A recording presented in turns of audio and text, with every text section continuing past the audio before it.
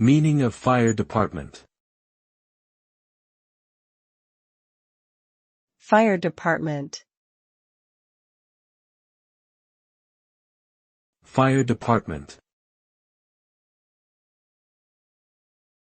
Fire department. Fire department. A fire department is a public organization responsible for providing firefighting and rescue services to a community. They are typically comprised of trained firefighters, paramedics, and other emergency personnel who respond to emergencies such as fires, natural disasters, and medical incidents. The primary goal of a fire department is to save lives and protect property from destruction caused by fires or other emergencies.